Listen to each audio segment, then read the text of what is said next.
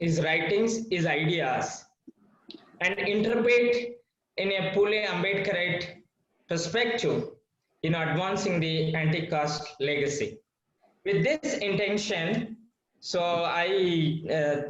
we thought of to have a lecture on this. So when I called C. Lakshmanan sir, so I asked him to suggest one person. Immediately suggested Elangovan name, and then we decided to have a talk by him. So I first of all I thank K. Elangovan for accepting our request and decided willing to deliver a lecture. Elangovan, K. Elangovan is have been working as an advocate in a Chennai High Court, and he was very active during his student days from JNU. I think Channa sir and other people will know. He was also an active member in student union body.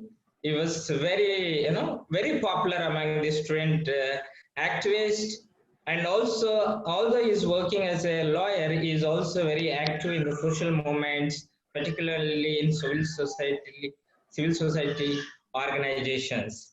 So I think Lakshmanan sir will tell more about him. C. Lakshmanan is well known among the activist and academic circle. For today is his work. He will be acting as a discussant for this lecture. He has been working on many range of issues: politics, Dravidian political culture, films, political economy, development, Dalits. He has been running a collective called Dalit Intellectual Collective. So these are two important persons, very important for today's lecture. So with this introductory note, I welcome Elangovan sir for delivering his lectures. The format of the lecture is Elangovan will speak for of 30 to 40 minutes. Then C. Lakshmanan sir will be intervening. He will be summarizing and commenting, adding for 10 to 15 minutes. Then we will have a question answer session. In question answer session, either you can message questions to me or directly to the speaker, or you can raise your hands so that we will have a productive interaction session. With this, I invite K. Elangovan to deliver a lecture.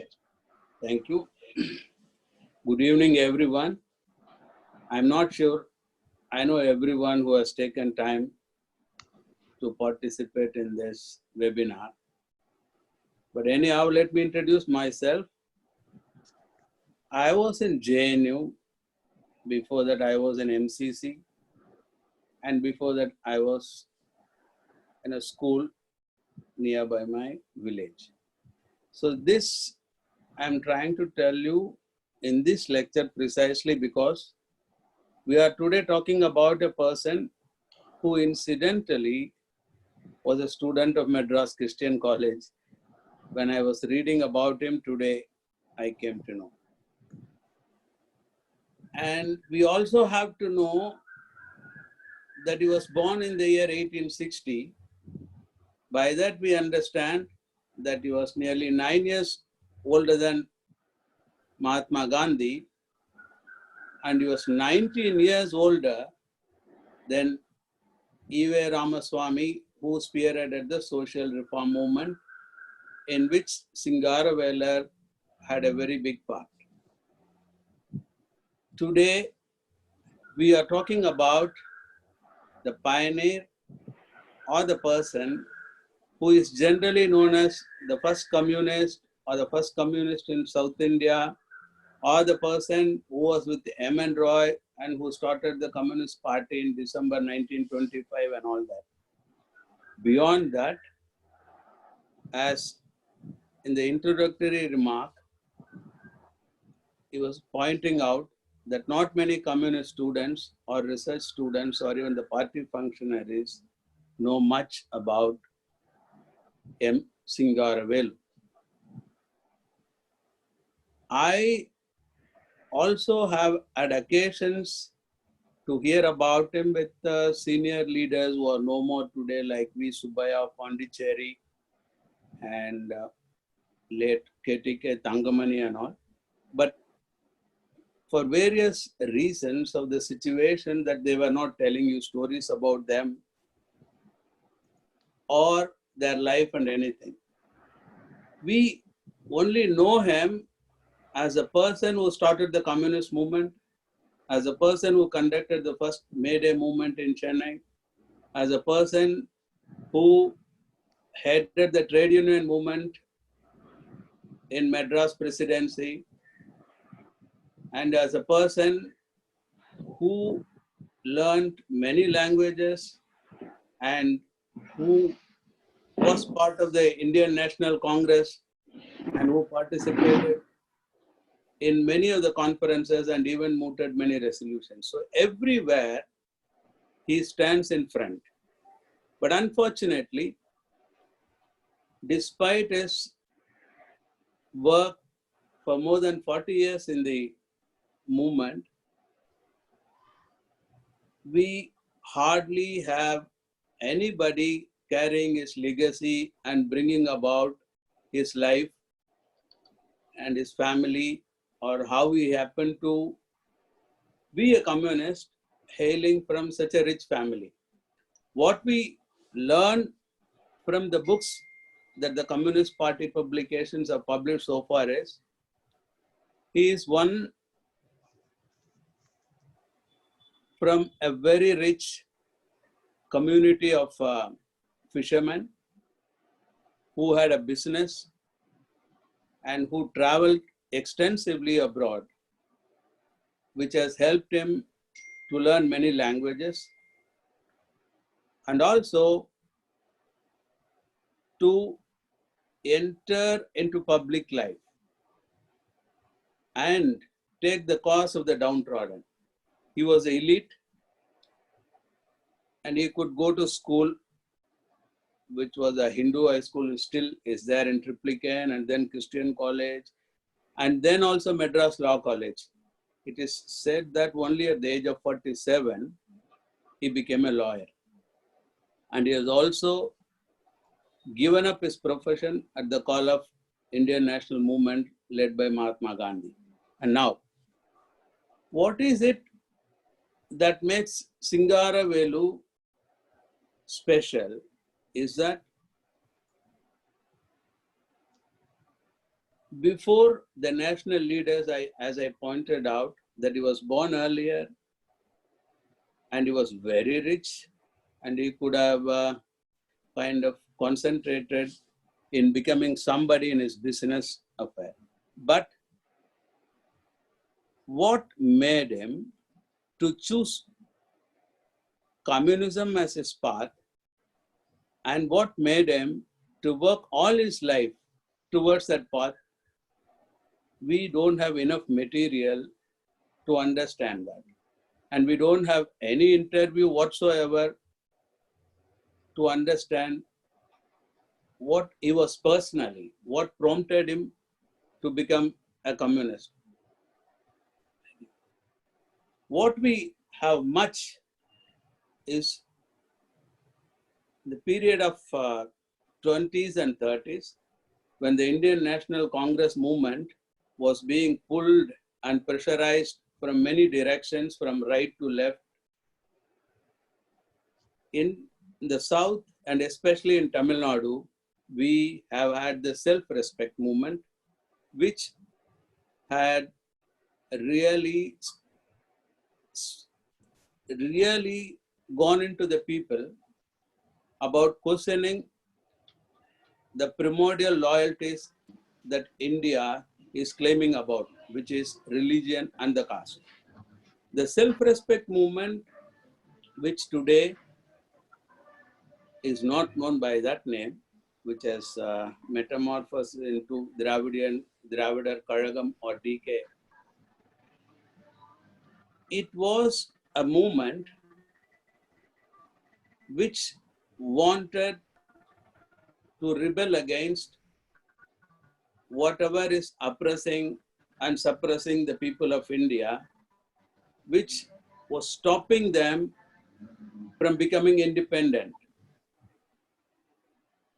This movement was extensively supported ideologically, politically, and organizationally by Comrade Singaravelu, which thankfully the publications of the Dravidar Kazhagam is still holding it. When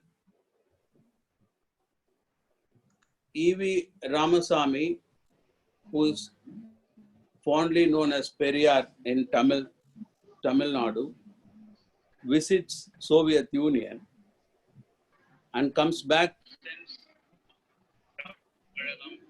he is still holding it. When E.V. Ramasamy, who is fondly known as Periyar in Tamil Nadu, visits and comes back. Sir, Yeah, I hear myself. I was just wondering what. Okay. So what happened with the self-respect movement? Singaravelu and another comrade in arms, Jivanandam, they bring about a change and they try to make self-respect movement come of age and become a real revolutionary movement. So they start a socialist wing, a political formation within the self-respect movement, which was opposed by a section of people, but still Periyar supports Singaravelu and Jivanandam, and that formation starts moving. But what happened? Come of age and become a real revolutionary movement. So they start a sir, social wing. are you simultaneously watching Facebook Live? Self-respect movement. I'm being heard, my okay. So because in Facebook, 1 minute or so, it comes late. So don't see that simultaneously. I'm not seeing it. Maybe somebody else watching it and it's not unmuted. So Okay. what happens? See, the self-respect movement, which was questioning about the religious values, the superstitions, and fighting it on the streets with the people and everywhere, was growing much in popularity. And it also touched upon untouchability, and it was campaigning against untouchability and questioning very strongly. So it was becoming a very popular movement. And then Singaravelu, in a conference in 1932, it's a very good speech. Probably it's available in English also in that publication. I can refer to it later on. He clearly says, how far will you go with your atheism and fighting against superstitions? How are you going to make the people who are being deprived of equality, who are being forced to live away and forced to be known as untouchable, how are you going to uplift their lives? So here he explains very fondly and very clearly that unless or otherwise they are given economic status, if they are uplifted economically, it is very difficult that you change the fate of those people, even if you get freedom. To a larger extent, Periyar goes with them. And if we know, actually, I could have made this lecture into in a different kind, but I am not having much support today. That is simultaneously observing Indian national movement and what's happening in the ground of Tamil Nadu, and what makes social reform movement as self-respect movement possible in Tamil Nadu, and how Singaravelu and Jivanandam kind of leaders bringing it to the leftward trend. At the same time, the feudal Justice Party elements which were having a different agenda and supporting the self-respect movement, were not allowing Periyar to go leftward. Meanwhile, for an article that was published in Kudiyarasu, brought out by self-respect movement and edited by Periyar, he was being jailed. And some years ago, Tamil Nadu government funded a cinema in the life of Periyar. In that, a clear-cut scene comes where Periyar was advised by the British government that as long as you are fighting within your religion, within your community for the reforms, the British government will support you.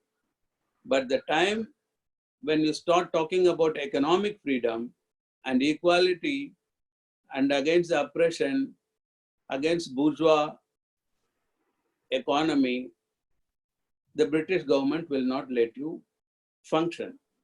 So at that time, Periyar takes a decision, okay, in order to get the support of the British government to have a social reform, it is better to drop the E-Road economic program. And by that, what happens? Only Singaravelu and Jivanandam may leave the movement, but he can carry on with anti-caste movement. So that is how the work of Singaravelu in writing extensively in Kudiyarasu and talking every meeting and write, and even in the conferences, addressing as a presidential address, which are very good documents even today. All his efforts went in vain when the Justice Party gradually moves into self-respect movement. And that is the time when the self-respect movement changes its name and also the focus. From anti-caste or no-caste movement, the demand of that movement becomes communal representation. By that, what they tried to uproot or remove did not happen, but within the same framework, they started giving percentage, which is still a very quote unquote successful political agenda of Tamil Nadu politics. But Singaravelu from 1932 and these were the real heydays of self-respect movement. The Communist Party, if we read the Communist Party history after that, led by P.C. Joshi, and this is the time about Hitler comes up, Mussolini's writing, and if we see the speeches of Singaravelu, he was such an up-to-date person and brings about every event in quoting. Probably he was a man ahead of his time. He was a leader of leaders, I could say. That is the reason why there is a large gap of understanding him and even bringing about his contribution to the larger public till date. It was 1860 that he was born and he died in the year 1946. And a year or two before his death, it is said that he was ill and not able to move because of Parkinson's. But he was writing extensively, and mostly if you see, he was writing in Kudiyarasu, that is a self-respect movement, and later on DK movement's official organ. There is a large gap. But what is not explained, or even I cannot explain, is during that period, the records or the history or the talk of Communist Party or the organs, it is totally silent about Singaravelu. In a book, someone has written, when the CPIM was bringing out at a particular period about the history, 150 years of somebody or 75 years of Communist Party history or something. They were singling out Singaravelu that during a particular time he has become a self-respect movement leader. I tried to collect whatever material available after I accepted to give this lecture. But even now, I am not able to coherently take his life from 1925 to 1946.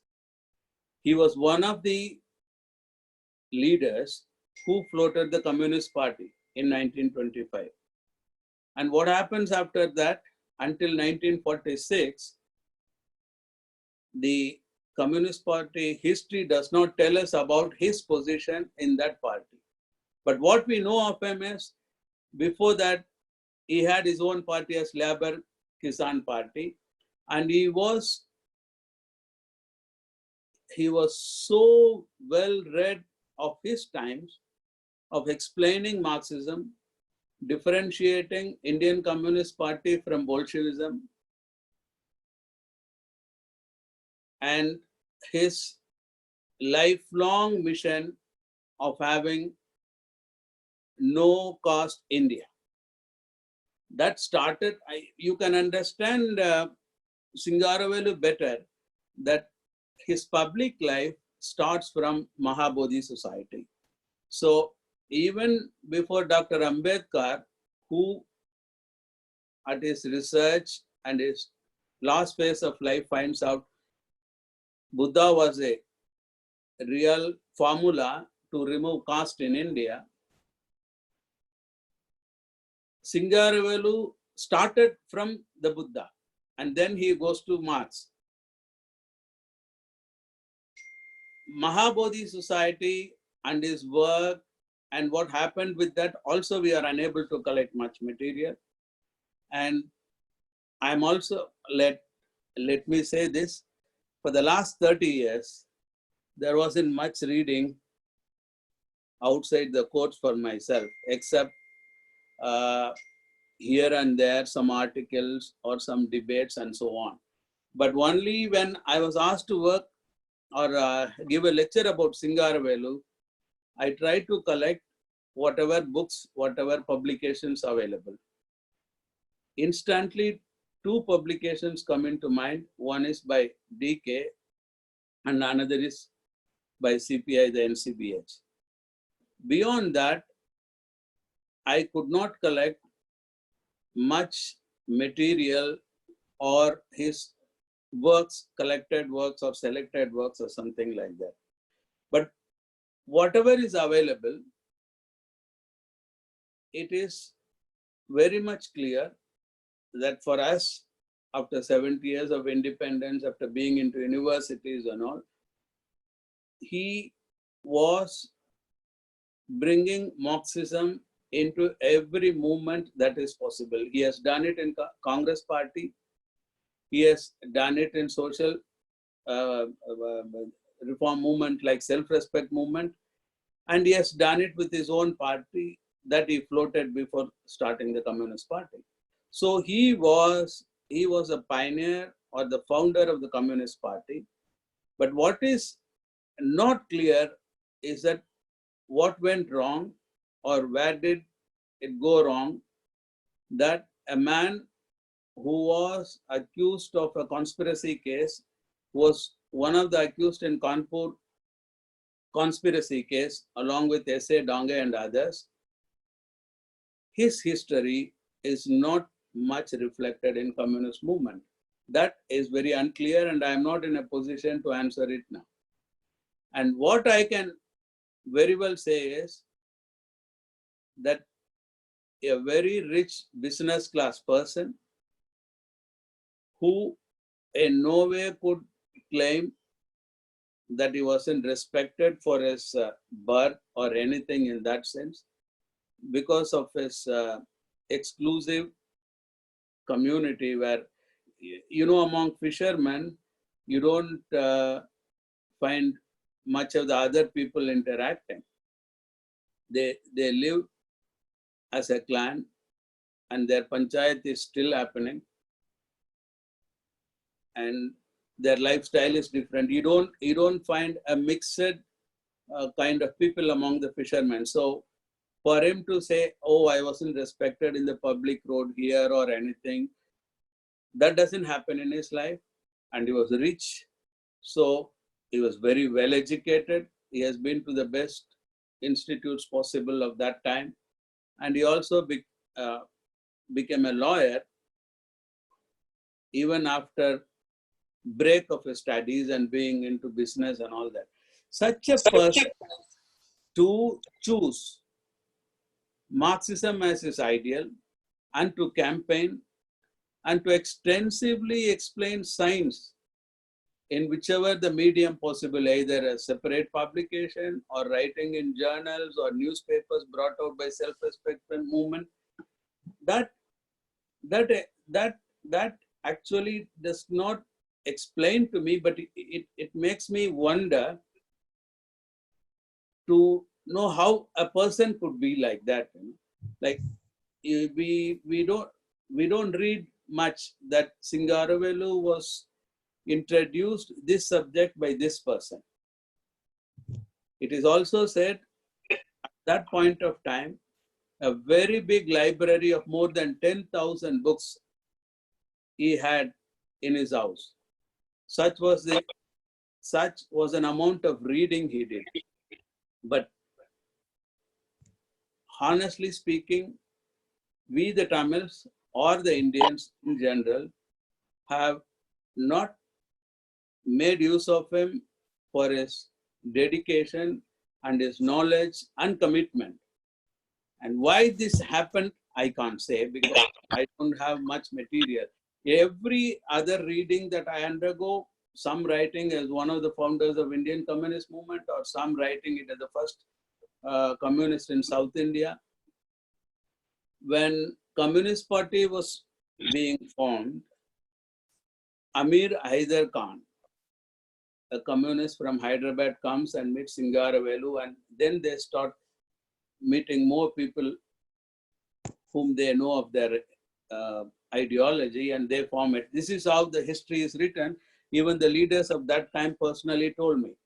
But where exactly Singaravelu is left out by the communist movement in bringing about his total dedication to light and to campaign among the people is really missing. And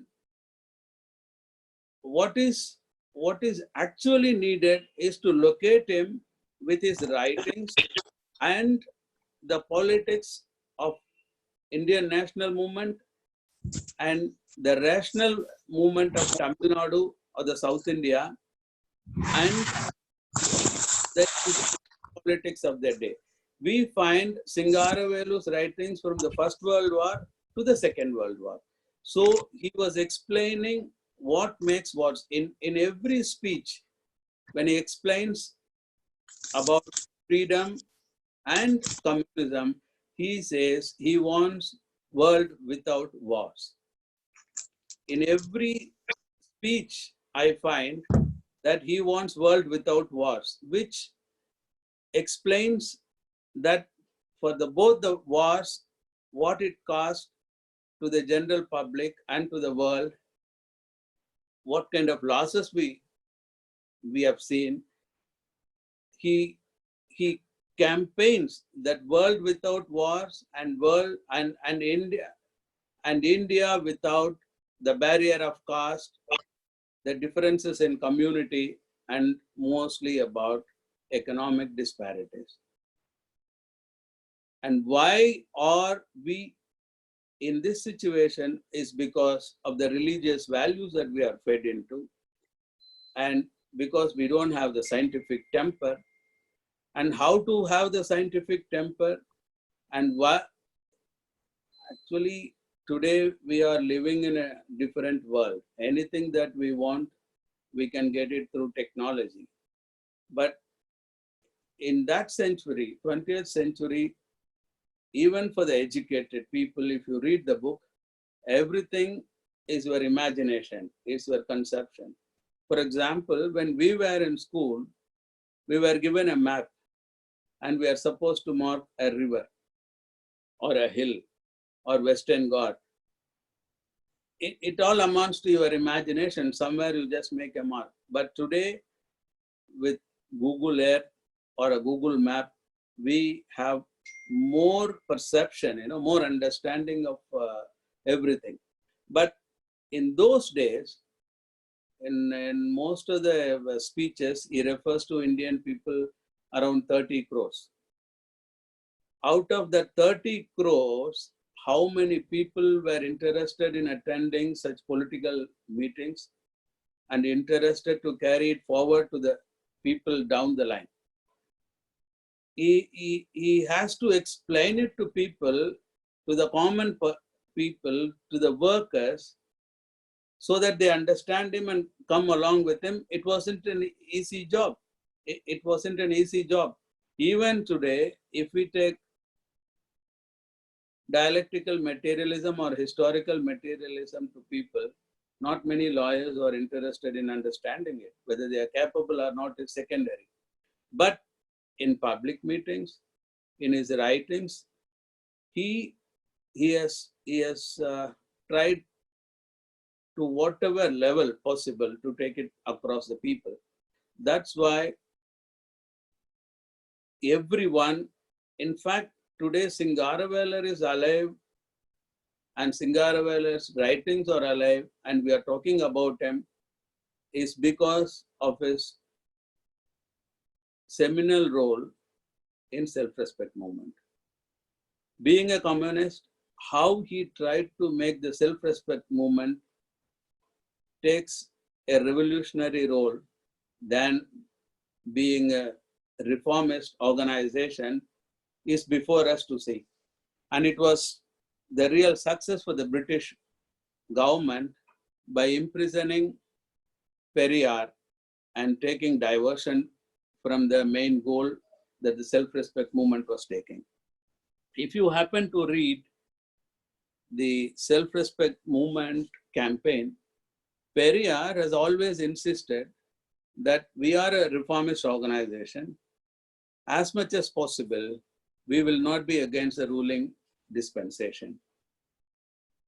Though it looks a little diversion today, and today, in the last 5 to 6 years, is the only challenge that movement is facing, that they cannot be friendly with the ruling dispensation.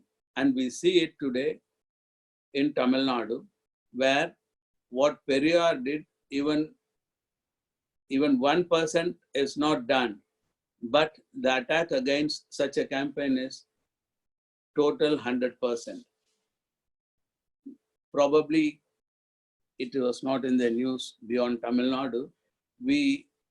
There is a YouTube group calling themselves a black group or black gang, whatever you call it, Karupar Kootam. They were having videos explaining or let's say dispelling the superstitions and explaining the Sanskrit Puranic stories, how bad they are, how obscene the stories are. This was going on for a while, nobody noticed. All of a sudden, a particular video was taken out and a campaign was saying that, oh, this gang of atheists have maligned the god of Tamils, Murugan, and now a massive campaign is against them. They are all in jail. They are put under National Security Act or Gundas Act without inquiry to be in jail for a year or so. And now the ruling dispensation is not with them. A reformist organization is unable to take even a single step.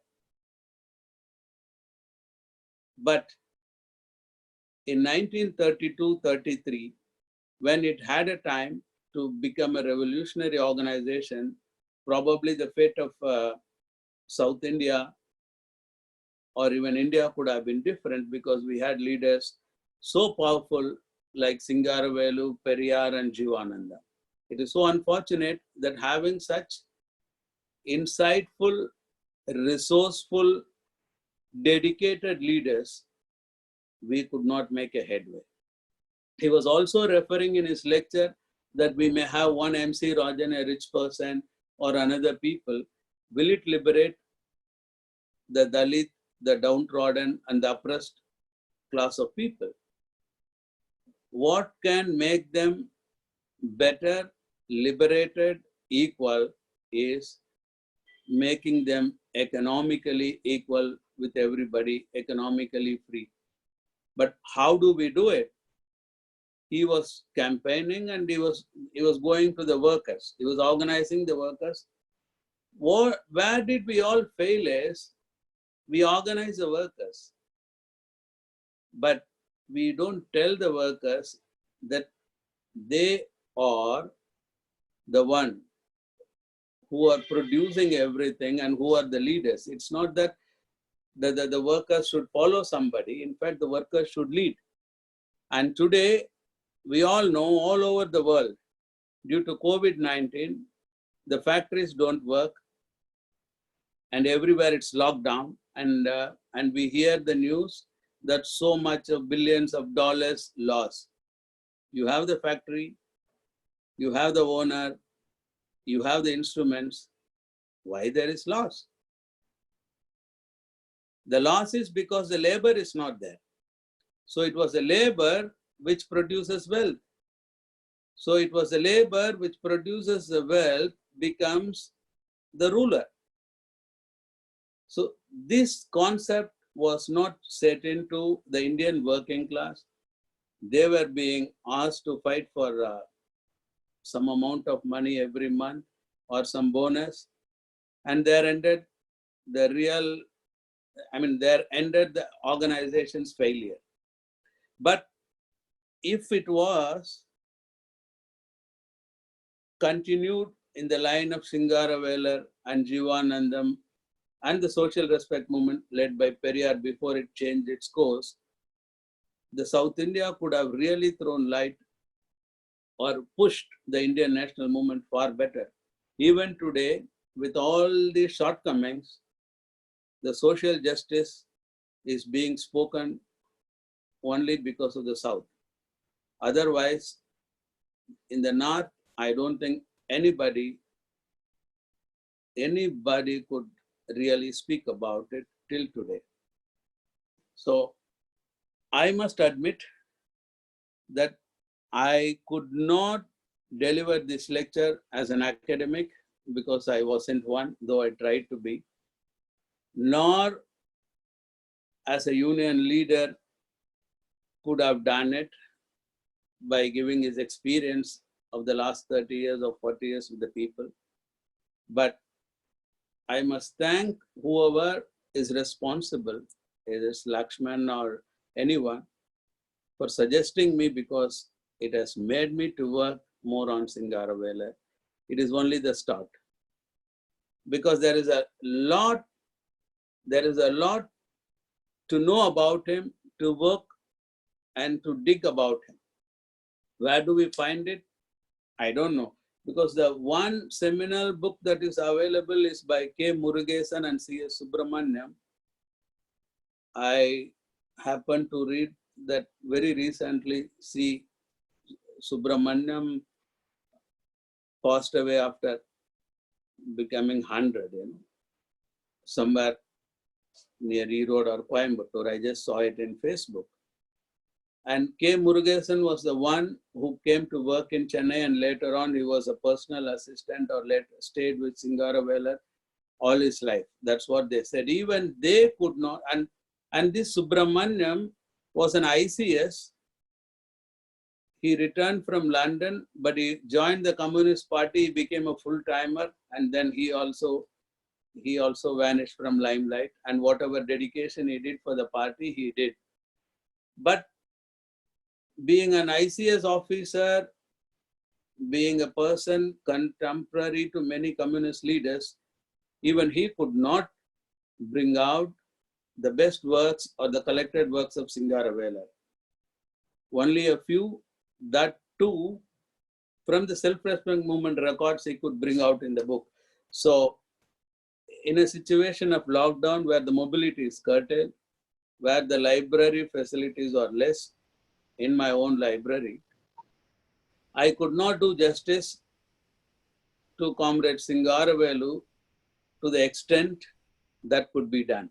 But what I can say is there is a large scope to work on Singaravelu in a way like Jawaharlal Nehru has written Discovery of India, by combining what is happening around you and what is happening in the particular area. So then only we can understand Singaravelu at the best, and also we can understand why he does not have the place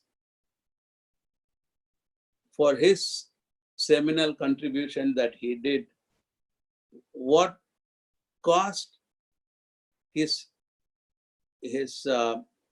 kind of contributions not coming out as it could be.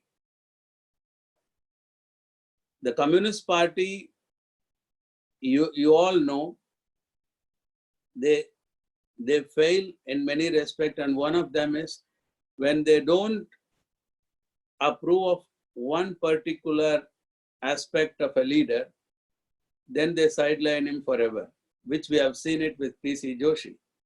Till today, the understanding as we know of P.C. Joshi's understanding is the only successful formula in India to fight the primordial loyalties and the communal fascism of RSS ideology.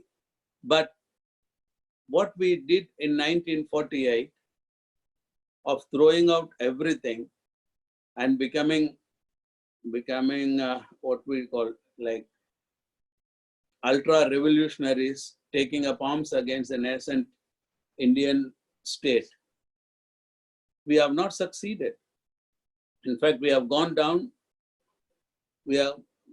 so badly that when it is needed to fight, we don't find communists on the road today to fight the RSS.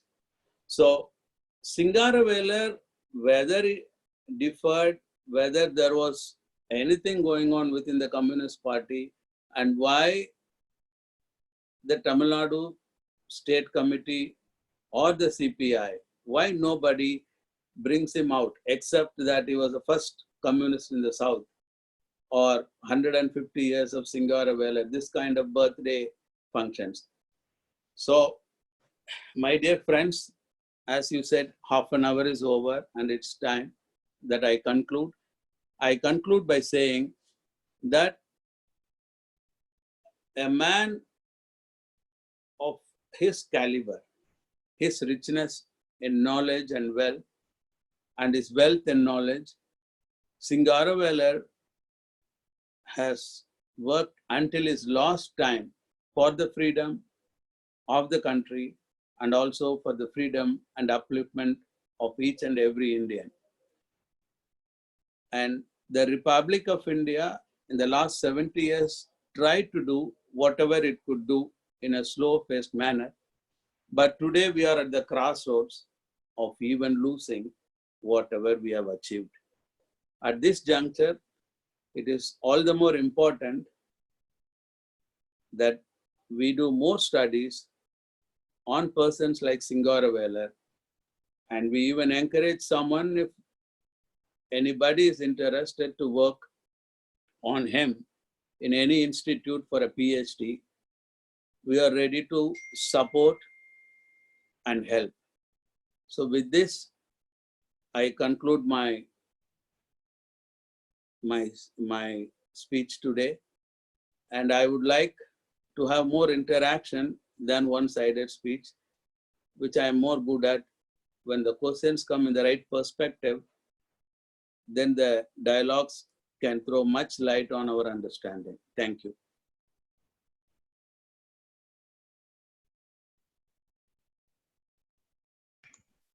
Thank you, sir. Thank you very much. So you tried to cover many aspects of Singaravelu, his life, his struggle against caste, class, his initial efforts to build the Mahabodhi society and his serious thinking on Buddhist ideas through which he can fight against the caste, untouchability. So is actually before entry of the communist movement formally in India, he was serious about labor as basic of his struggle. And since he comes from the fisherman community, I think though he was more with the labor concept, communist movement, but his background coming from fisherman community plays a greater role in understanding the labor as well as why he was neglected in the entire communist movement. Many people may differ, but when the contemporaries of Singaravelu and their writings are well known within the communist movement in many languages, why Singaravelu is not explored much the way communist movements explored with other personalities. That is also very important. So you also touched upon the lack of serious research, discussion on Singaravelu contribution is work with self-respect movement and all. So now I invite Lakshman sir to intervene, add, comment for the further discussion. Yes, thank you, Chandraiah. First, I will appreciate and also congratulate Chandraiah. Audible? Chandraiah, Yes, I yes. am audible. Yes, Hello. yes. Yes. Yes, you are audible. Hello, I am audible. Whether I am Yes, audible? yes. Yeah, Yeah. please. Okay, yeah.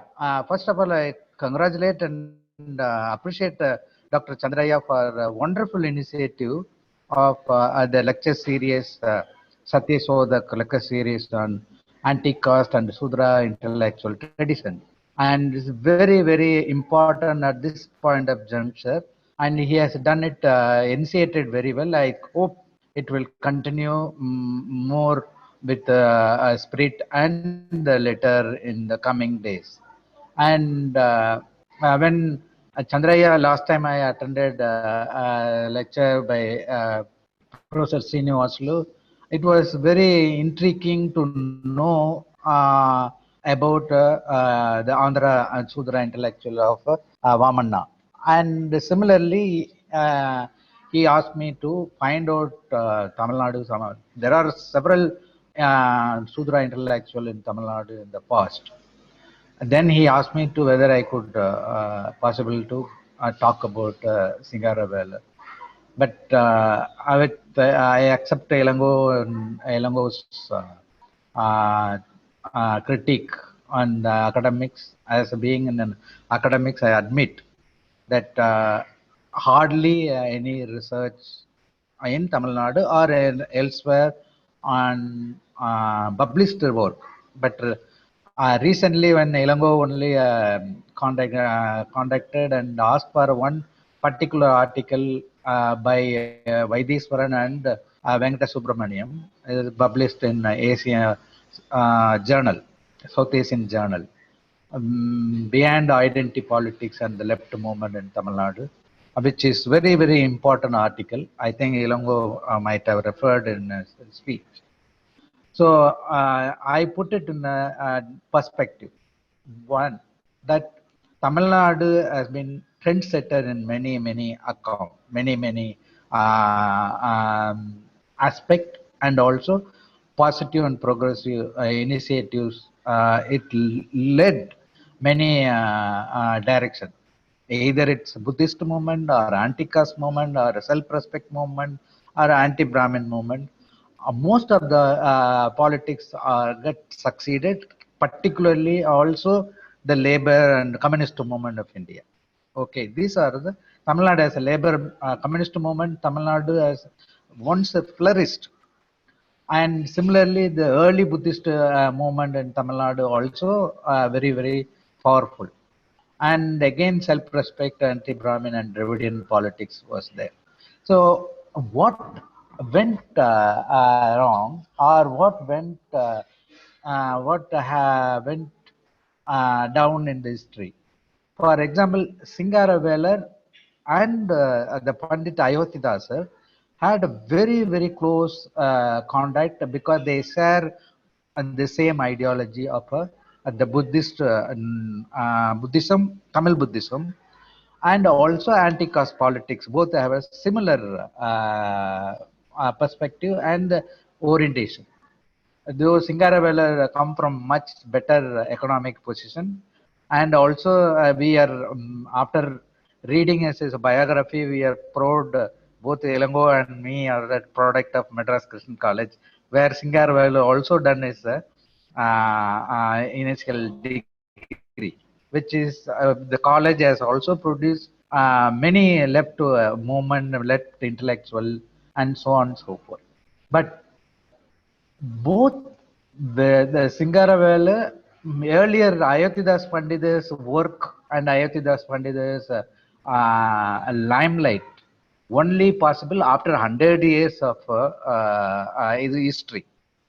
100 years of Ayodhyadas Pandita's contribution was completely hidden. And in 1996, one of our JNU scholar, Professor G. Aloysius brought out a 4 volume of Ayathidas collection, Tamil. Singaravelu also run a similar kind of journal, magazine called Tamilar magazine. And Singaravelu and Ayodhyadas have a close contact in the early stage of their political career.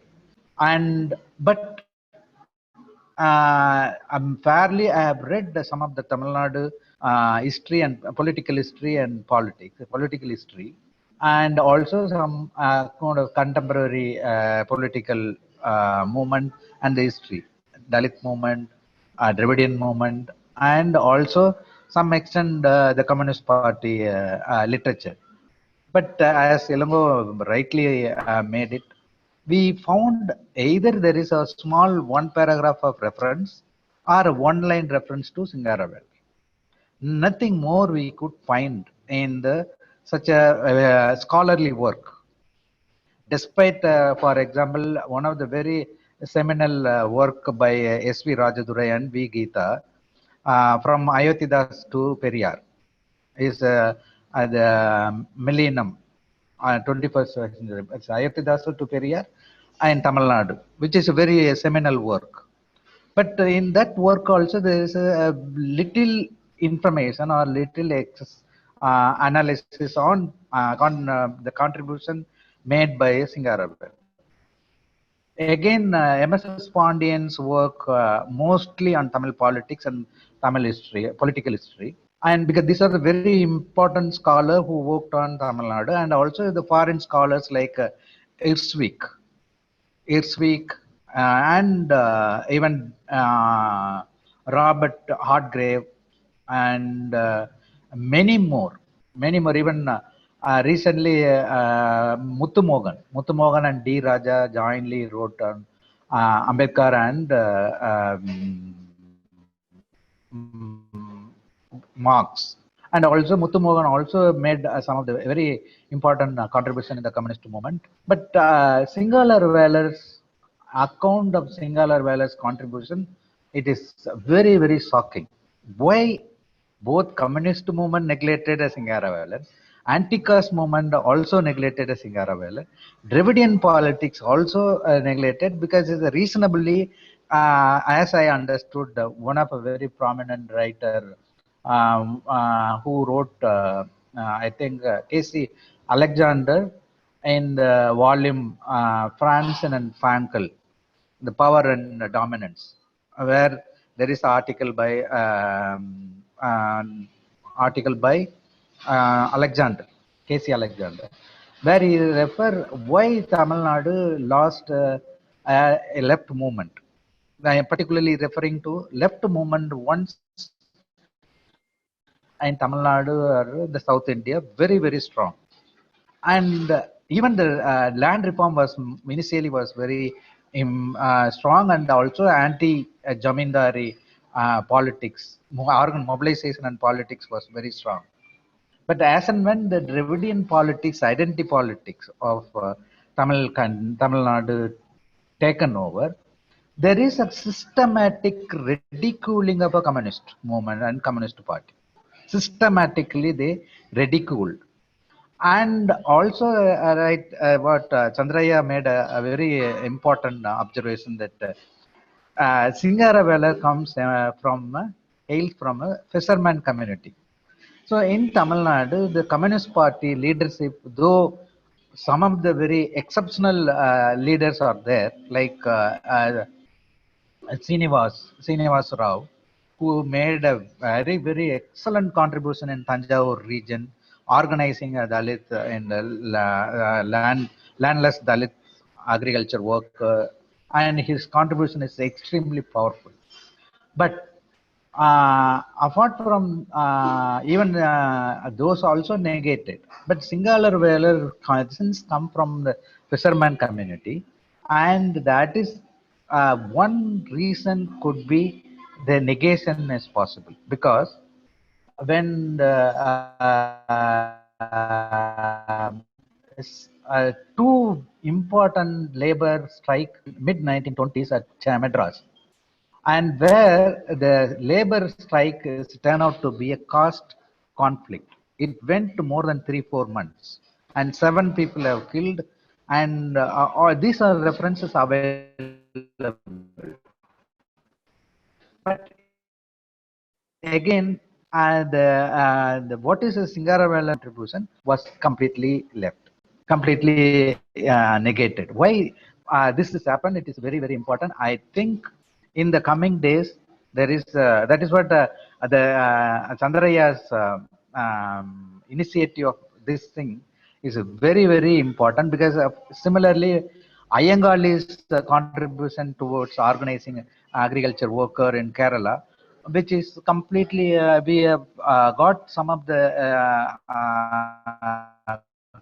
contribution of Iyengar is only not temporary time only. People are getting into looking for such an intellectual, such a struggle. Certainly, this kind of exercise will help, will initiate, as Elango rightly said, will bring more interesting or something people who encourage to work on Singaravelu, either for his academic work or even a biographical.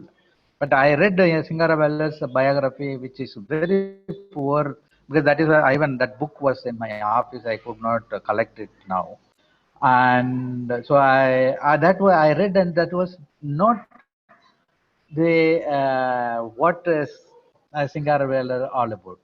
But Singaravelu is when I after this article and other collection, I as Elango told me, when I search in the journals and article, online journals and article, and some of the very, very important article has come outside, not very, very few important article, but hardly any concrete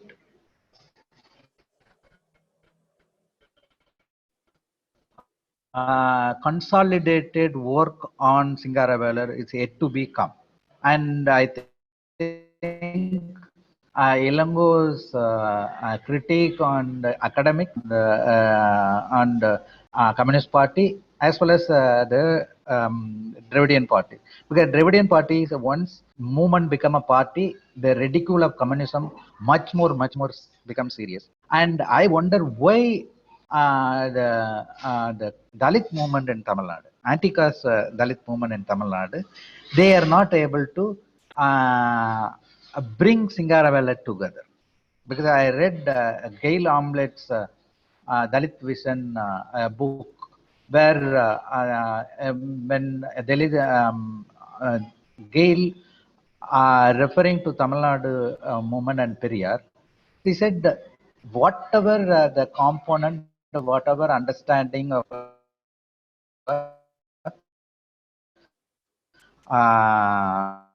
communist ideology or socialist ideology, which Periyar uttered and Periyar spoke, it is influence of Singaravelu.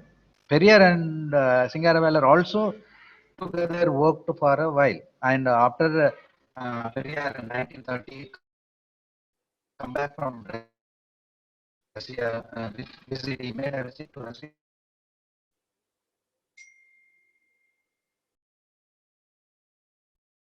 So, Russia, visit, when he come back from Russia,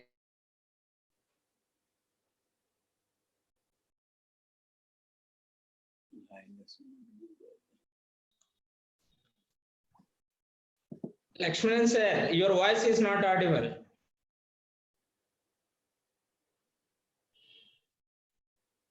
Hello. he made a visit to Russia.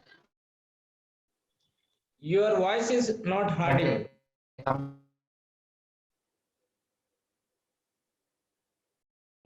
Then he, I think his internet is not good.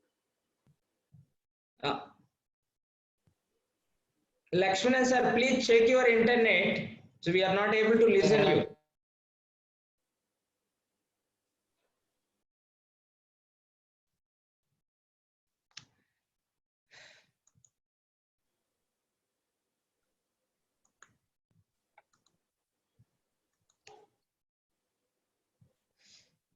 I think there is a network problem with Lakshmanan sir.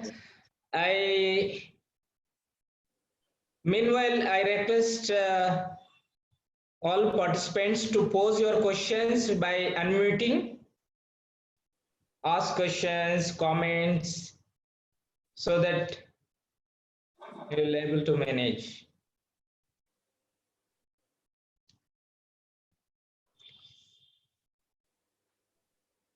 why?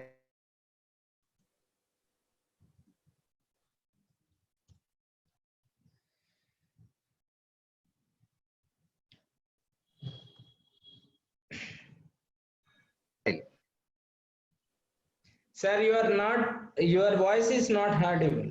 From Russia, then I talked about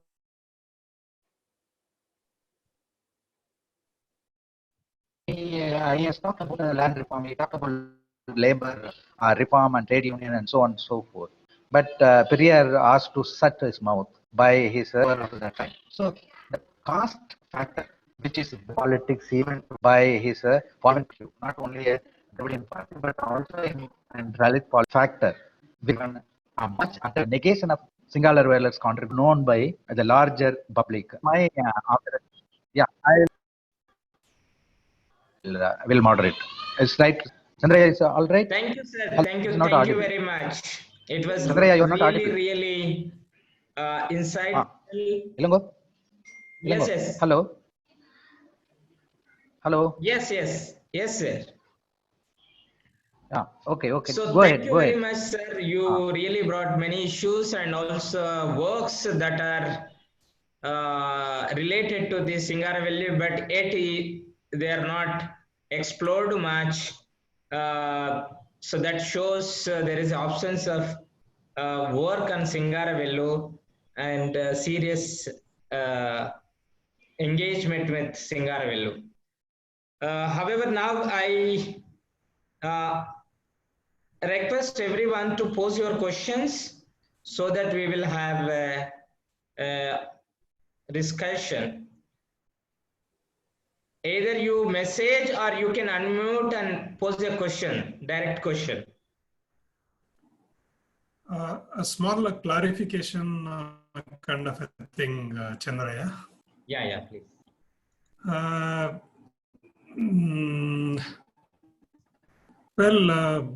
Thanks to Chandraiah, I could see Elango on the screen.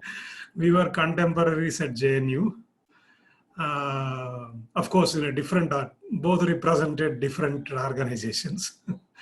But what I could hear from Elango is that Singaravelu movement in South India. But as said by Lakshmanan, that both communist parties, maybe self-respect movement, maybe they have not given the due importance, leave alone importance, recognition to his works. I have happened to read the history of communist movement in South India, written by Puchalapalli Sundaraya from Andhra. I have never come across the name of Singaravelu. So, as you said that he was instrumental, that how come when history is written on the history of communist movement and founding of the communist movement in South India, because then Madras province, Andhra was part of the Madras province. Singaravelu must have been very actively interacted with people like Sundaraya. How could Sundaraya could ignore? When he has written, I have read his book, but I have not come across. I have heard about the Singaravelu through the lecture of earlier through Aloysius, and this is the second time I am hearing you. Good to hear you. But why this neglection in both parts? I think it needs to be researched and investigated. As somebody, Lincoln, I think he says that some PhD work has been done on Singaravelu. I don't know whether that PhD work has seen the light of publication or not. So, and it would become important at this juncture to sort of re-look into the both from the perspective of the communist movement and self-respect movement and the caste class question. And I think we need to sort of unearth the history and rewrite and bring it to the light of the contribution. Maybe the good source could be, the newspapers of at that time, archival sources of at that time. And, that would be one way, sort of a bringing. And the one who has done the PhD, as Lincoln Bastian has, commented, that maybe that should be published. And so that, we can know more about Singaravelu and his contribution, his times. Thank you very much. I think Elango sir, can you respond? Yeah. You see what happens, as Channa was saying, it's intriguing in the sense, we have all the people available, and mostly in the South India, like from Hyderabad, Amir Haider Khan comes and he connects with Singaravelu and the party is formed. All this a passing reference in some of the CPI writing. But what made totally the CPM erase Singaravelu as a communist is really intriguing, because I was reading a book before this lecture by one Veeramani. I don't know who he is, but he writes about the CPM's publication about some 50 years of communist movement or so, where they say Singaravelu is the first communist, and later on he joined the self-respect movement. Like that, they just take him away from the Communist Party and put him in the self-respect movement. But whereas the history shows that in self-respect movement, he is making a socialist party, he is creating a political movement out of reform movement, and is bringing it towards the Communist Party. So that is the history. But what made the communist people not recognize his role or not worry about him or not bring him to light, nobody knows. We can't say it's caste question, because the self-respect movement is basically a non-Brahmin movement. So we can't say the Brahmins have sidelined him or not given him due importance. So we can't say that also. But why from 1930 to 1946, during this important period, whether he was ill, so what if he was ill, because his writings were always there. He was very clear. When if you read I mean, we don't get much in English. I didn't get any publication before this lecture in English, but I can later on. But in Tamil translation itself, or his Tamil speeches, he is very clear for a person to talk to people of 1926 or 1930 about communism, about the world and scientific temper and what's wrong with superstition and everything. Such an intellectual, activist, and a leader of a movement.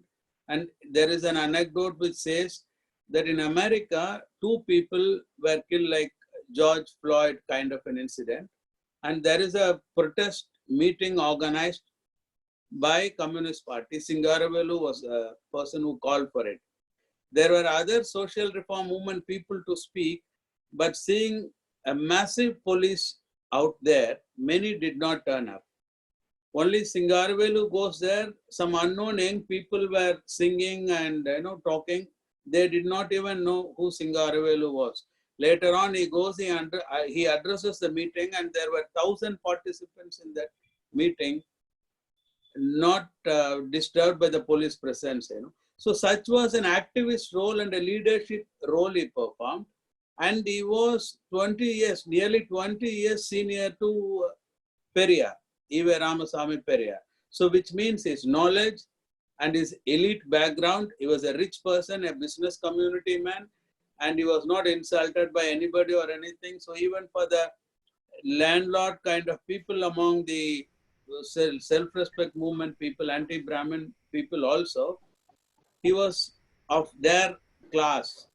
So even that is also there. Despite all his positivity, pioneering effect, and a continuous contribution till his death, why is he not recognized as he should have been is a mystery. That's what people also write. Even Rajaji writes after his death that he was such a great leader, but I don't know his family at all. So nobody knew his family, and his family is very much cosmopolitan. People marrying in different walks of life, different caste and religion, and many were English. Somebody was an English professor in Usmania University or something, his brother's son or someone. So like that, the references come, but nobody gave him credit. Nobody brought his life out. And where I am trying to look at him is, how did he get introduced to this philosophy? Either the Buddha or the Marx, the 2 real people whom we need for India, both for the caste and class equations to come proper. The 2 people, the 2 keys, I can say, the Buddha and the Marx, and he gets there. I mean, he is there in both the places. Such a right person at the beginning of and in Congress also. In Gaya, he mooted the resolution of Purna Swaraj, like that. So they say that in Gaya Congress, he brings out a resolution. It is there on record. Even Indian National Congress movement is not highlighting his role. I mean, why should it be like that? That's why I say a real research needs to be done on M.Singaravelu to find out why he is not occupying the place he should be. Chellapalli Swaruparani madam. Madam, please pose your question by unmuting. Yeah, I sent message like whether M.Singaravelu and M.Singaravelu Chettiar are one and the same or not. Same. Same, na? Yeah. The fishermen people have the title as Chettiar, the business community. The Vaishya is not something whoever does business. So the fishermen, the whole community, they fish and they sell. So the Chettiar title goes to them as Banias, the business people. Wondering. And also, I have heard that Communist Party of India, Communist Party, has discouraged M.Singaravelu to associate with Periyar's movement. Is it? No. Actually, I don't see it, because it wasn't like that. There was 2 streams. The self-respect movement was really catching the imagination of ordinary people. And in fact, that was a section that Communist Party should have taken in their fold. So Singaravelu goes there, and also another leader, Jivanandam, who dies in the year 1963, and he comes from national movement to self-respect movement, and through Singaravelu he comes as a communist, and he remained a very good leader until his death. Very, very powerful leader. And till date, we have not seen a leader like him who was the meeting point of everybody. Even Rajaji could not oppose him. Periyar could not oppose him, but he could oppose Periyar like that, you know.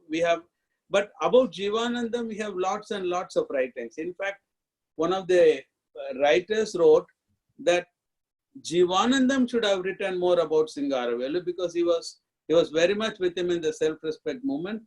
And it was Singaravelu's association that brings him more towards Communist Party and then to be as a leader of Communist Party later on.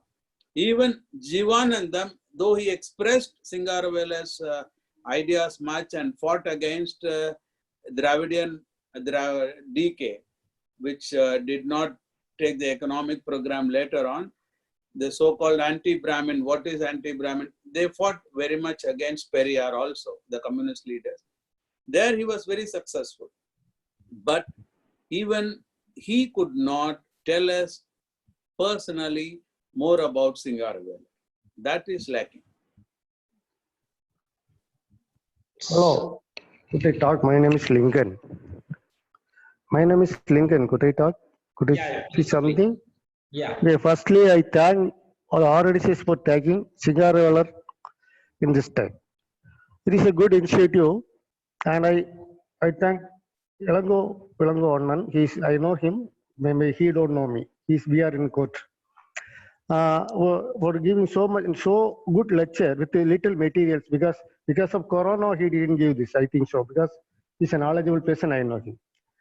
Then Professor Muthukrishnan's PhD on Singaravelu is done in 1920 in Tamil Department of Madras University. It is published in 1990 or 90 something. And Singaravelu's total volume one called Singaravelu Chindanai. That is in English.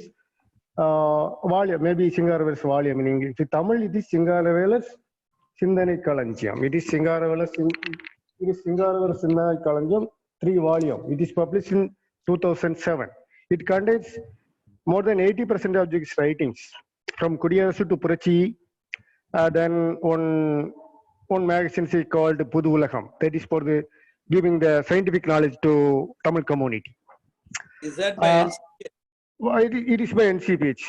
Anna Tarra, Pata Tarra, Kotla Pata and Tarra. It's on the out of print, Annanikita.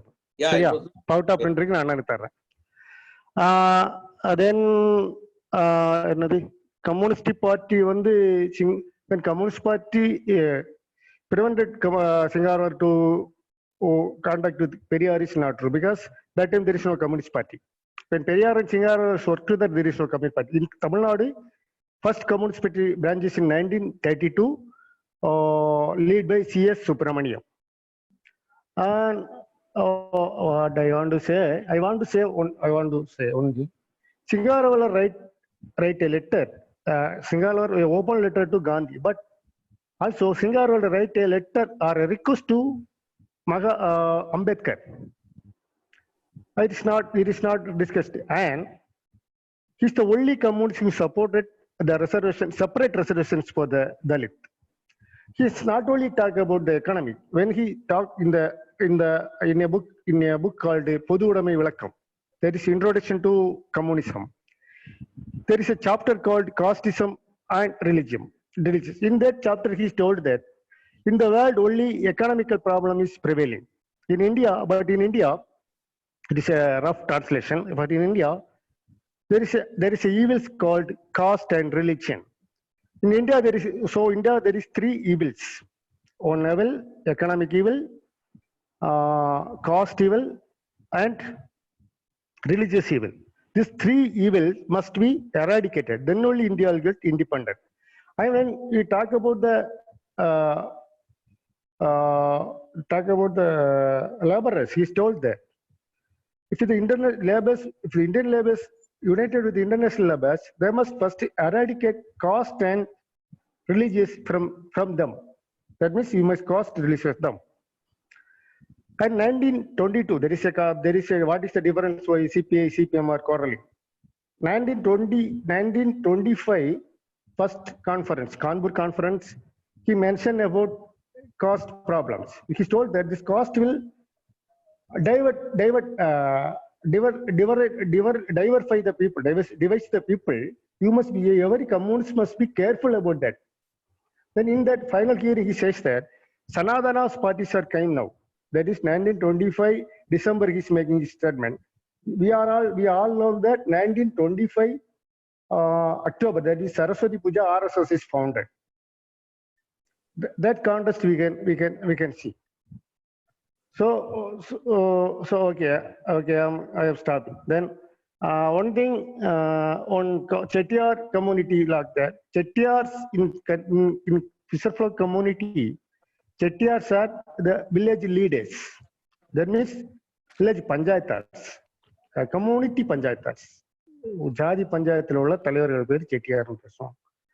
So, but he's a Chettiar because his family is a well-known family. He has so many wealth. So he's the leader of the village called Nadukupam. They are the Panchayats of Nadukupam is also states. So he's also called Chettiars.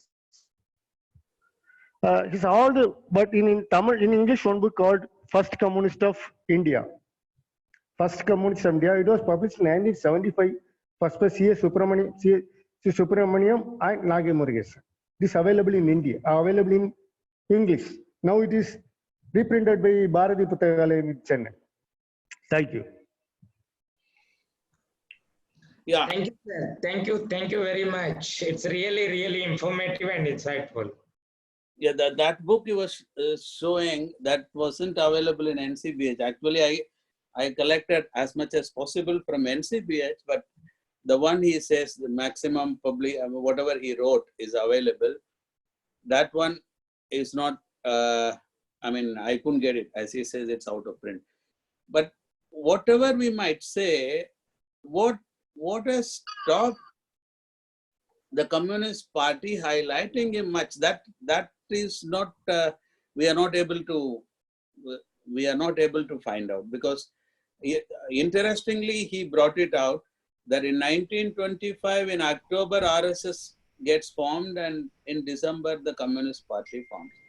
And if you look at it, both these formations were looking at the mainstream movement, that is Indian National Congress, to take their side or to influence Indian National Congress. In that, if you see, the RSS steadfastly continued its clandestine organizational work, and it's lying low but doing its work, or getting into any position but driving it towards them. In every level, the RSS from its formation till date has done its work. But on the contrary, the Communist Party failed in using the national freedom movement to steer it to the goal that it wanted to have. Most of the time it deferred, and it faltered first in understanding the war. When Soviet Union jumped into the war along with the British government, for no reason the Communist Party kind of discontinued its fight against the British Raj in India, whatever may be the logic they give it. So that's one period they missed the bus. And the second, immediately after independence, declaring it's no independence, when the whole of India rejoicing it, the white color people have gone and it's our own people are ruling, like that. But today we find the RSS, which has no membership known, like you or me or anybody do not carry if we are a member of RSS.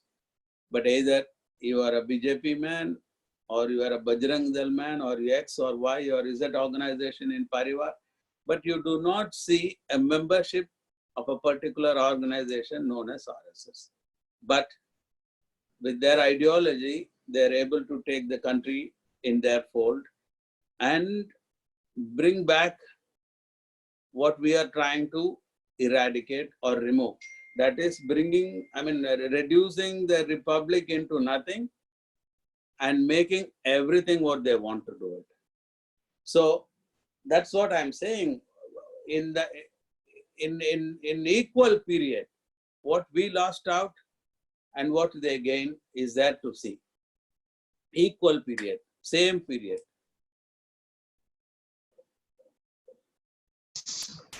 I think anybody can pose comment by unmuting themselves. Any questions, comments? Yes, sir. Can I speak? Yeah, please. Yeah. So this is a question to my colleague and great revolutionary from JNU, Elangovan. I'm Paul Rosario speaking from Bombay. Yeah. This is just a point to substantiate your thesis. I was just wondering whether would you say, even given your personal experience post JNU, that party hierarchies or leaderships tend to sideline consciously or blacken out very popular and radical leaders. Would that explain why you kept saying that caste could not be a good explanation for why Singaravelu was sidelined? Yeah, I think there's something wrong with the Communist Party. In my own personal experience, if I take it, I was just like a bird in the sense of working with the party and doing among the people, which I love to do it. But for no reason, they kind of found out, or they thought I was troubling them.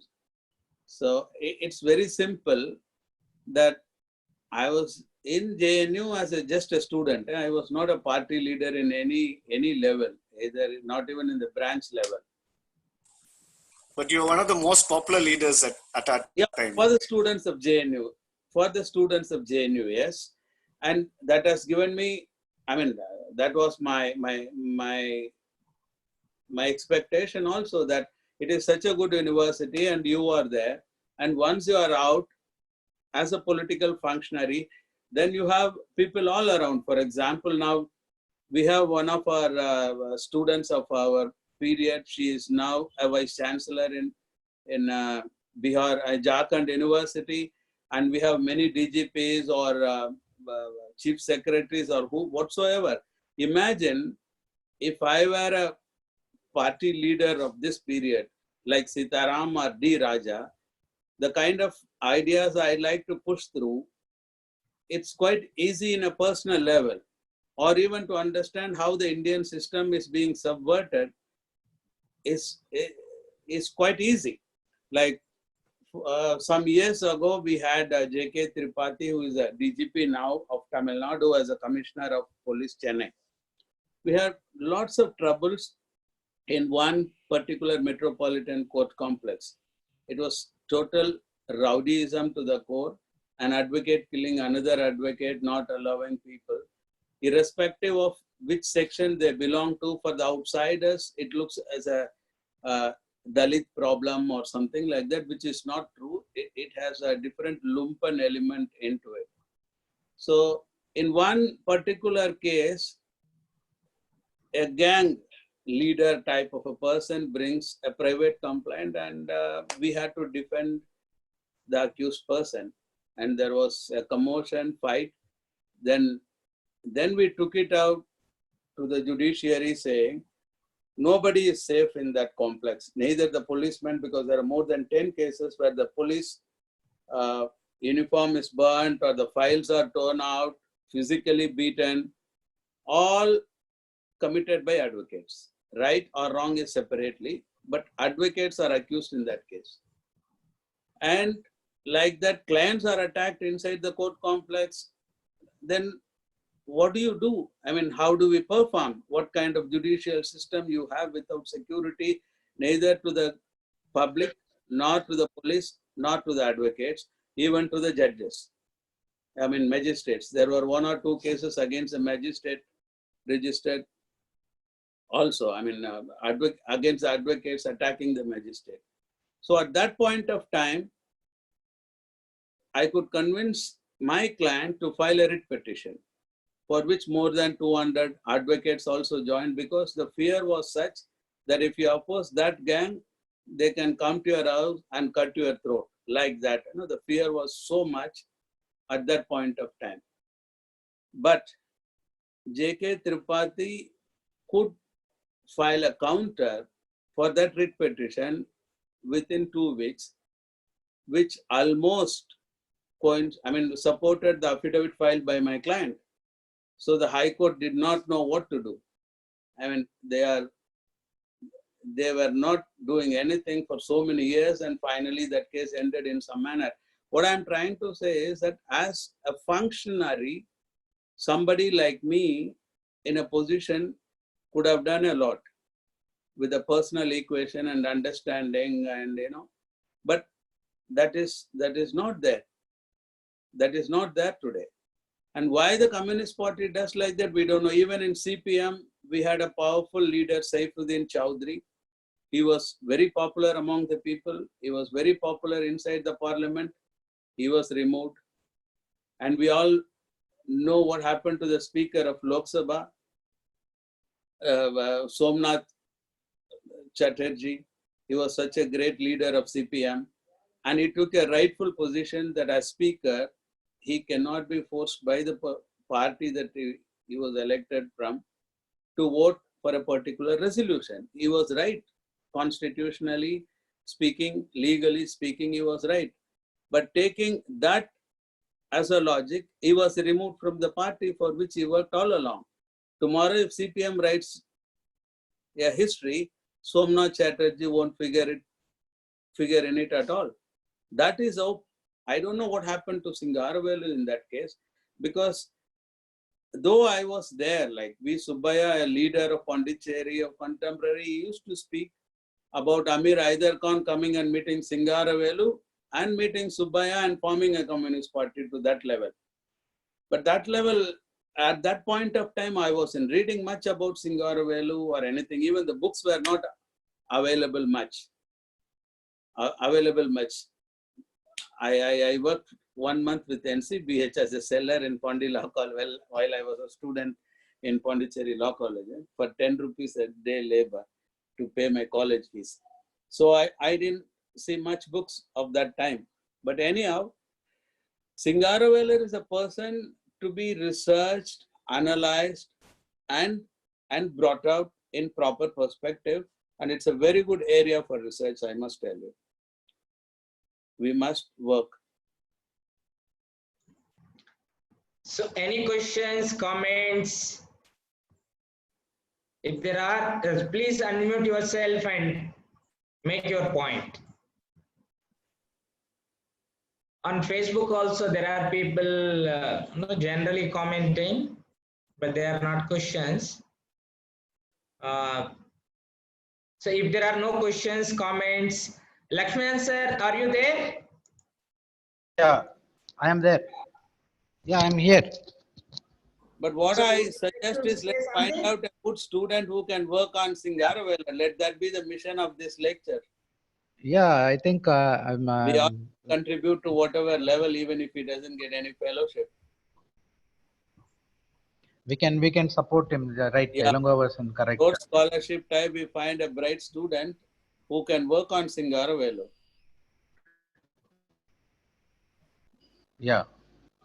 Even MIDS does not know much about a Singaravelu.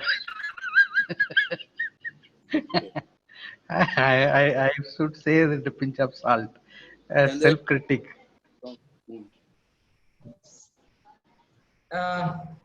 Lakshman sir, would you like to say something, or Rajesh is raising his hand? Please put. Rajesh, no, I had nothing to say. No, let him, Rajesh can speak. Yeah. Yes, sir. So good evening, everybody, sir. Yeah. Let me appreciate Dr. Chandraiah for taking this wonderful project.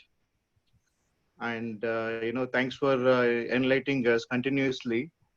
And yes, there are many evidences that Dalit leaders, particularly Dalit and OBC leaders, they are neglected by the left, who actually contributed on par with the upper caste people in the left, within the left.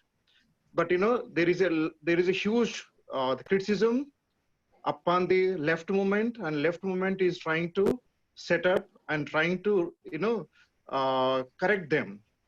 But my question is, the people from the Dalit and the OBC communities who have been talking about the Ambedkar and Marx, who have been talking about Ambedkar and Marx, they are neglected by the Dalit movement and Ambedkarite movement when they are under the crisis, when they are getting lots of problems by the state and the governments. Particularly, the Anand Tumde is the best example. Anand Tumde is a genuine intellectual. He has been working for the Dalit and Dalit and OBC and oppressed people. But when he was present, why Dalit movement and why Ambedkarite movement is silent? Why Dalit movement is trying to disown people like Anand Tumde?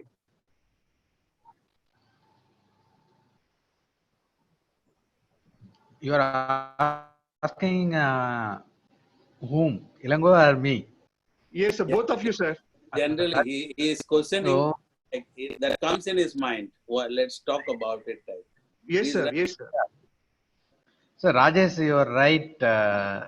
One thing, this is also is very disturbing when things are happening. Not all of them are neglected, but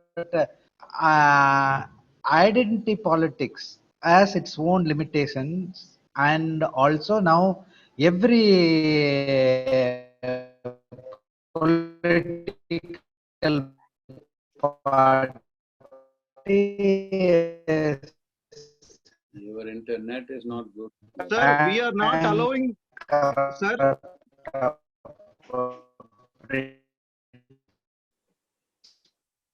Yeah, sir, we are not accepting the same answer from the left, right? Left movement has lots of limitations. He's trying to overcome, right?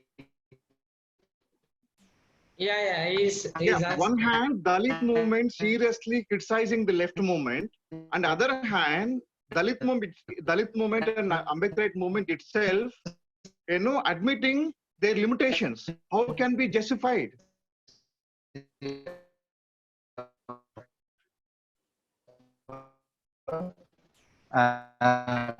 is a network problem. Your internet is not good, Lakshman. Okay. Sir Lakshmana sir, you're facing with network problem.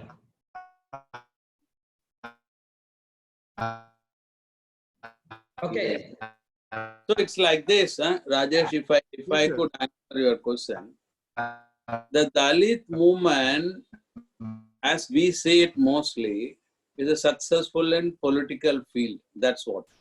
In the last 30 years, I have a theory. Maybe this is the right time to work upon it. It is not exactly by the Dalits alone that this movement came up. There is another angle to it, if you happen to see. That in 1990, post Rajiv Gandhi and kind of Narasimha Rao period, a new economic policy comes in. The investment coming from abroad. So these investments come inside and take over the land. While the lands are being taken over by the new group of companies. Yeah. Lakshman is still on, I think. That's why. So No, this, no, no. I think he is facing Ah, network problem. muted. Okay.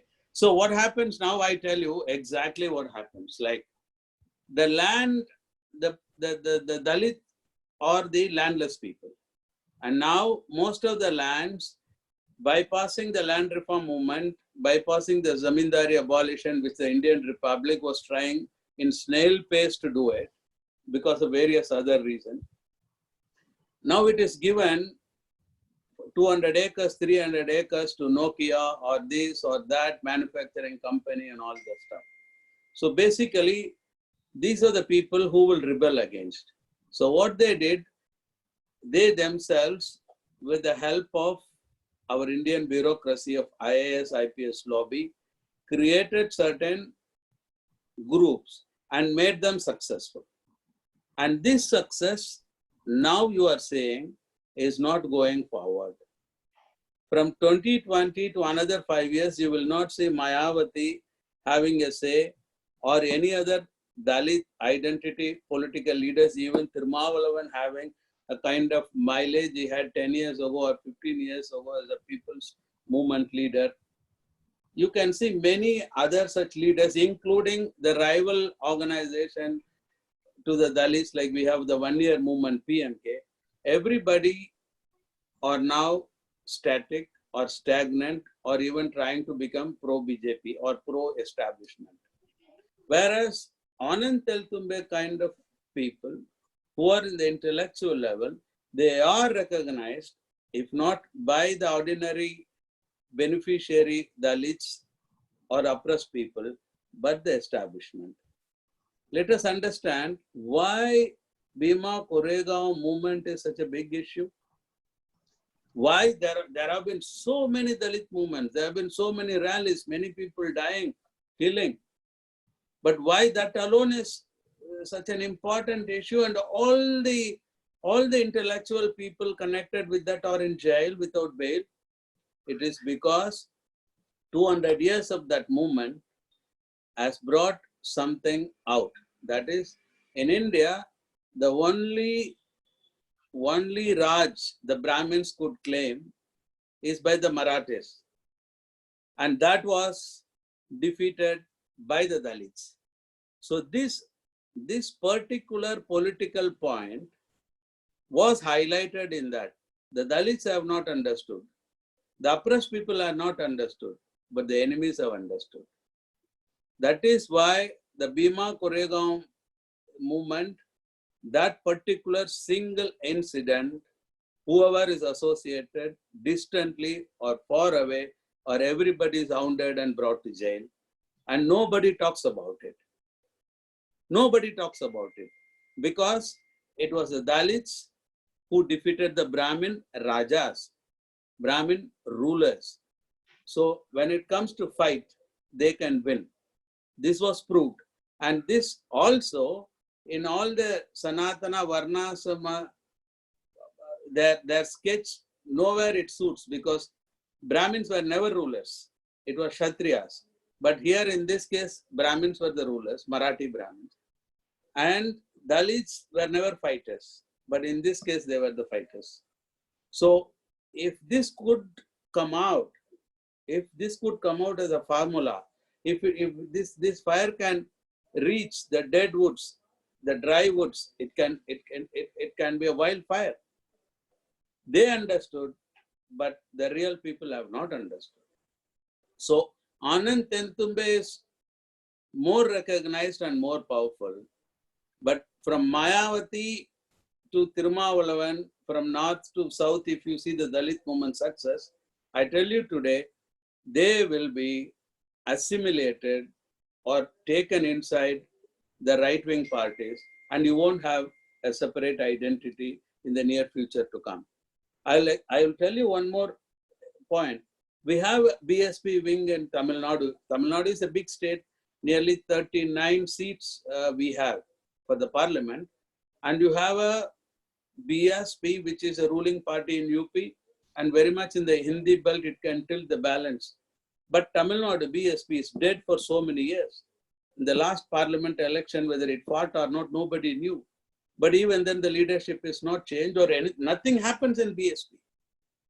Nothing happens in BSP. Why? This is the question we pose. Because I could see that wherever the lands were taken by the corporates, you could find the Dalit movement's flags from Tiruvallur district to ECR road up to Pondicherry. And today nowhere you could see that. The same people are there. The same identity is there. Why? Because it had the support from a particular economic background, and now it is being taken away from them. So let's see how they really come up and fight with their identity politics now. So thank you, sir. Thank you very much. Possible, I would request Chinna sir to add something. Laksh. Yeah. Is it audible? Yes. Is it audible? Yeah. Yeah, see, this question, Lakshman sir is speaking. Rajesh has worked and he has come out with a book. Everybody knows about the, Telangana armed struggle. So it was withdrawn. There was a debate between the upper caste leadership of the Communist Party, then it was United Communist Party, who are in favor of the withdrawing the armed struggle. In fact, whatever the land which got distributed as a result of the Telangana armed struggle, it got distributed among the upper caste Sudras, the Reddys and other things, who are spearheading the movement. So as against this thing, and it is known now, but it need to be probed that most of the cadres who are on the ground actually fighting the Telangana armed struggle, the Dalits and the OBCs, they were not favoring the withdrawing the armed struggle. Exactly. Because and this sort of debate, because these people were not at the helm of affairs or the leadership level. They were only cadres. But it has been pointed out that they were not in favor, but ultimately it has been withdrawn. The net result or the material contribution of redistribution of the land, basically it benefited only the upper caste Shudra community, and Dalits and OBCs could not get any piece of land through the armed struggle. So, but these need to be researched upon, further researched upon, and should be known. So, I mean, these issues are there within the communist parties, whatever may be the shade. Thank you. Yeah.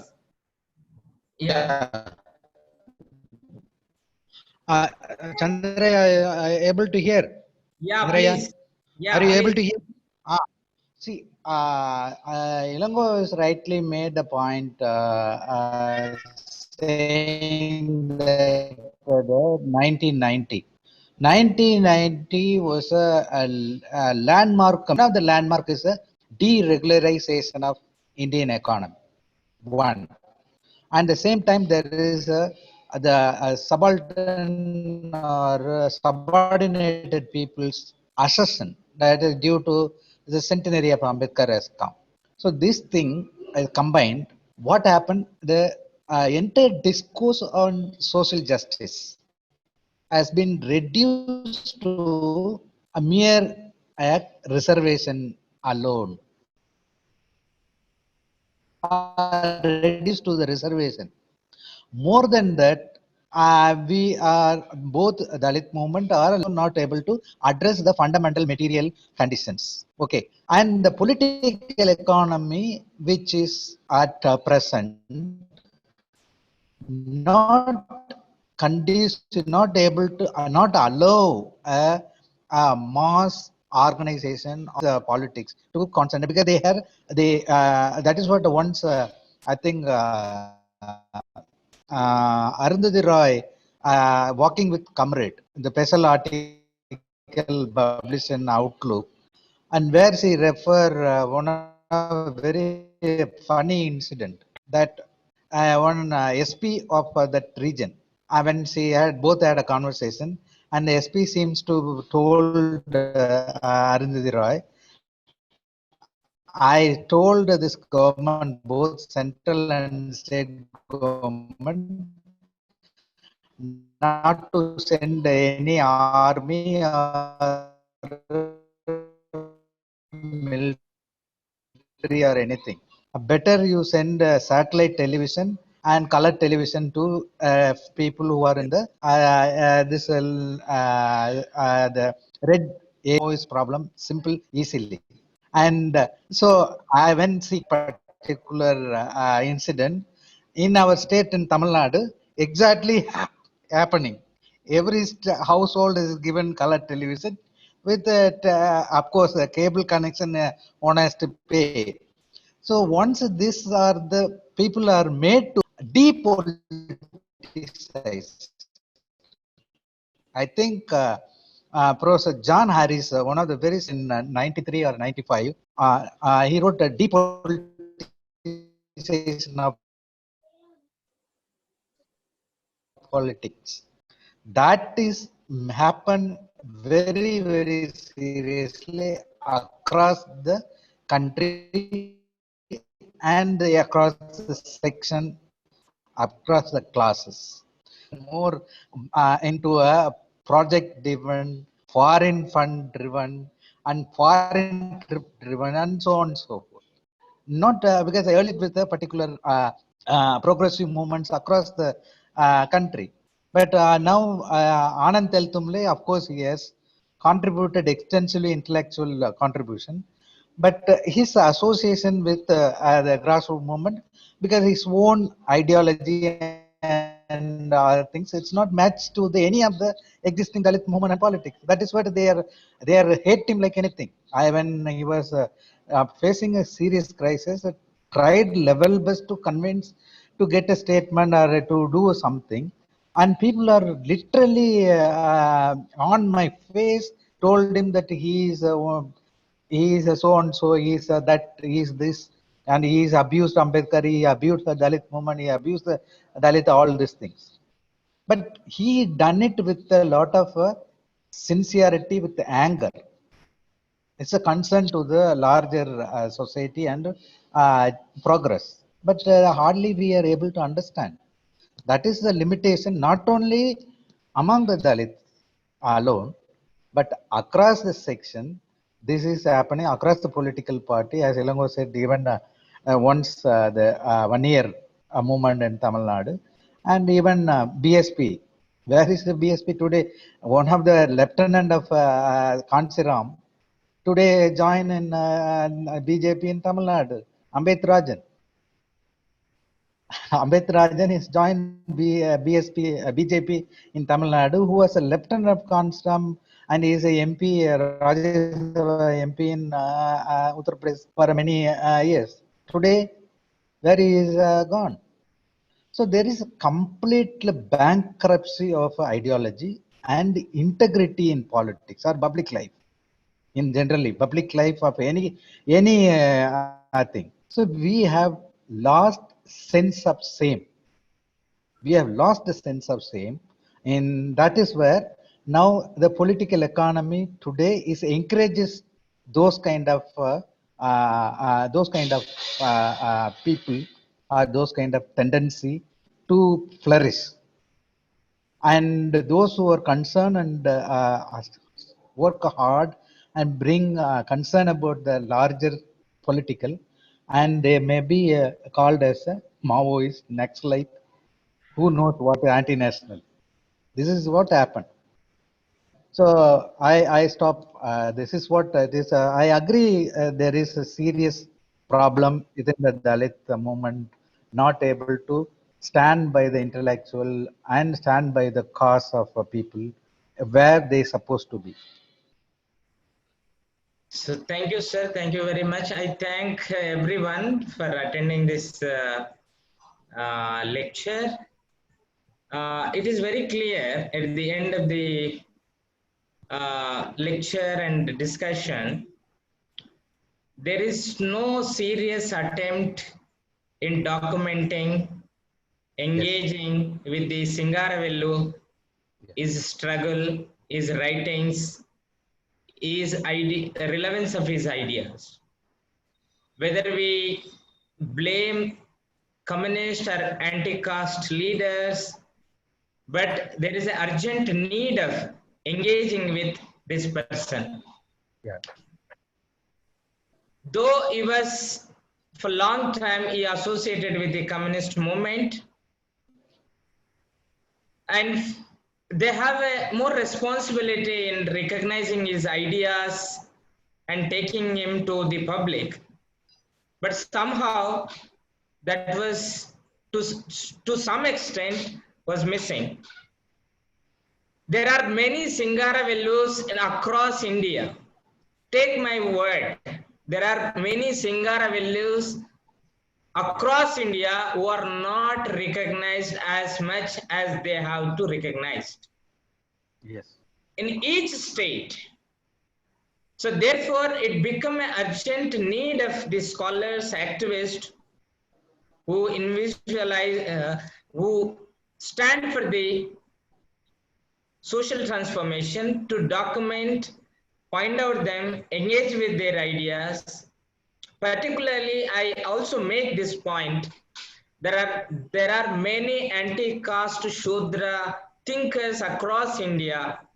It is very important for us to identify them, rather saying Shudra communities, many Shudra communities associate with the Brahminical forces. Unless you identify the anti-caste thinkers from the diverse Shudra communities, how do you advance the anti-caste movement, both historically, theoretically, ideologically? Particularly, take for example in South, you will come across one or two names, not more than that. After 70 years of our independence, our scholarship and commitment to the social transformation, why one or two names are become very permanent, not beyond that? Can't we find out more than 20 people from the Shudra communities who can inspire us? If South India stands for the more progressive change.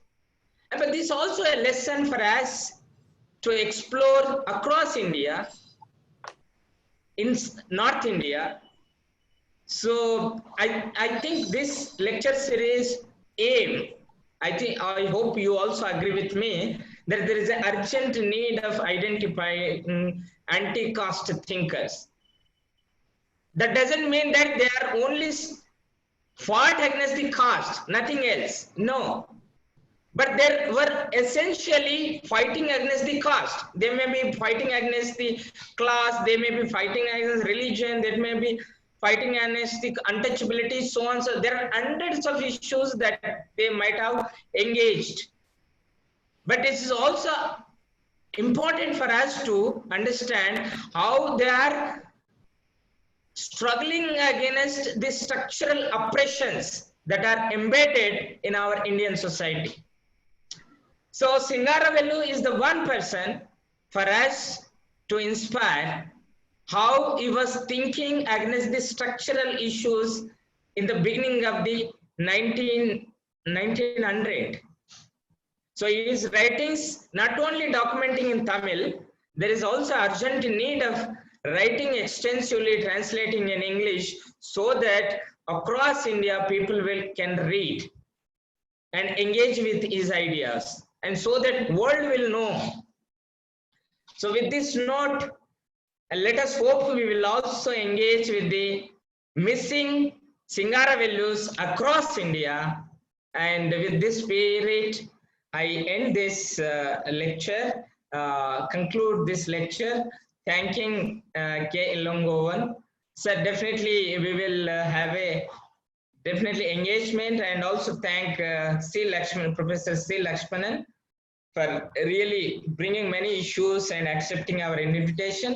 I also thank all the faculty, students, activists across India who are participating through Facebook, through Zoom meeting. We will continue to have a more dialogue. On coming August 8th, we have one more lecture on Chandrika Prasad Jignasu is one of the very finest, inspiring personality from UP, from Shudra community. I think he contributed a lot, but there is no research, there is no discussion. So he's the one who really fought against the caste and class, social equality. But there is no documentation, particularly from any university, any department. Some of the activists seriously engaged, documented, and published a book. So with Kanwal Bharati, so he will be going to speak on that person. So with this note, I stop. I thank everyone. So I Thank you. Thank you. Very inspirational keynote, the end note. Thank you very much. So thank you, Channabasai sir, Swaruparani madam. Thank you everyone. I thank Satyam, Rajesh. See you, Elango. Bye. Vishal. Thank you very much. Jai Bhim. Jai Bhim. Yeah.